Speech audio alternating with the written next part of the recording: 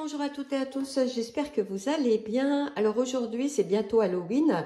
Je vais vous faire découvrir ce gâteau qui est un gâteau à la courge, donc au butternut, pommes et flocons d'avoine. Donc pour ça, il vous faudra un moule à peu près de 26-28, un moule à manquer. Il vous faudra 300 g de butternut, 200 g de pommes, 150 g de flocons d'avoine, 100 g de raisins secs. Il vous faudra une cuillère à café de cannelle en poudre, une demi-cuillère à café de noix de muscade en poudre, une pincée de clous de girofle en poudre, 200 g de sucre roux, 5 œufs, 75 g d'huile végétale, 200 g de farine et une cuillère à café de bicarbonate de sodium. Et après, on fera un glaçage qui viendra dessus, je vous dirai les ingrédients. Donc là, on met le four à préchauffer à 170 degrés.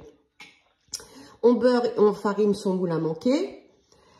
Donc là, on va mettre 300 g de butternut et 200 g de pommes. Donc là, j'ai tout préparé. Donc là, je mets le butternut et les pommes. Donc là, on ferme tout ça.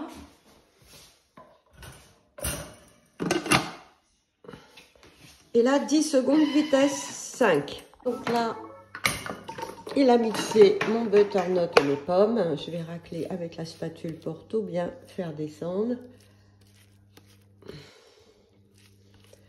Donc là, on va rajouter les flocons d'avoine. Donc, 150 g. Donc là, racler les parois, c'est ce que j'ai fait. 150 g de flocons d'avoine. Vous allez voir, c'est un gâteau hyper moelleux. 100 g de raisins secs. 100 g. Une cuillère à café de cannelle en poudre. Donc, une demi-cuillère à café de noix de muscade en poudre et une pincée de clous de girofle. Voilà, j'ai tout mis dedans. Donc là, voilà.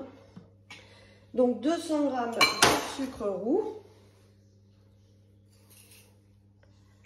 5 œufs,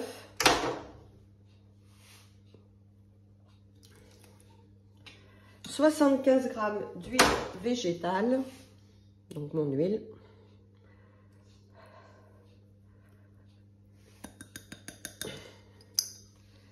je vais remettre 5 g. C'est parti pour 10 secondes, vitesse 4, fonction sens inverse. Donc là, voilà la préparation. On va rajouter 200 g de farine. C'est la farine type 55, hein, normale. Une cuillère à café de bicarbonate de sodium, de soude. Hop, sodium alimentaire. Hein. Et là, on referme. 10 secondes, vitesse 4, fonction sens inverse. Là, j'ai beurré mon moule. Alors moi, j'ai mis un papier cuisson dans le fond du moule. Hein, comme ça adhère. J'ai mis mon beurre, ça adhère mieux. Voilà, parce que comme c'est un moule qui se défait, vous voyez, c'est pour éviter que la préparation coule. Voilà, c'est pas tout à fait étanche mon moule, donc je préfère faire ça. Donc là, je verse toute ma préparation dedans. Ah, ça fait un beau gâteau, hein. Donc voilà, je vais venir l'enfourner 50 à 55 minutes à 170 degrés. Donc mon gâteau cuit, je prépare mes ingrédients pour le glaçage. Donc là, c'est des noix de pécan. Je suis en train de les torréfier, vous voyez, je les ai mixés un petit peu. Et là, en fait, je les torréfie un petit peu. Voilà, ça sera pour mettre sur le gâteau. Là, je l'ai sorti du four, hein, donc il a cuit 55 minutes. Il est bien moelleux. Et là, je vais le laisser complètement refroidir, vous voyez, sur une grille avant de mettre le glaçage. On va continuer avec le glaçage. Donc là, on va mettre 180 g de sucre en poudre.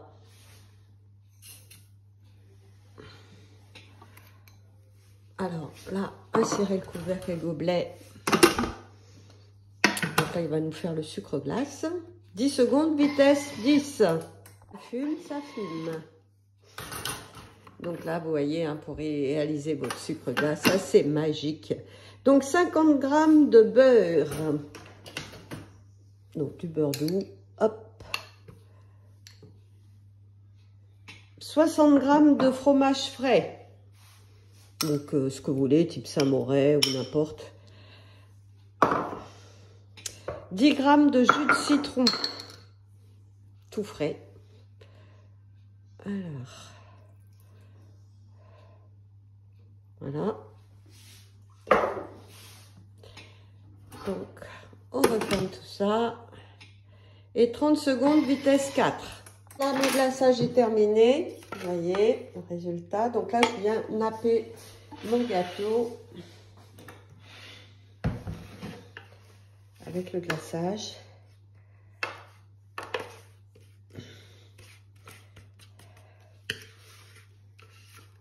On va mettre un peu partout. Puis je vais m'aider avec une spatule coudée.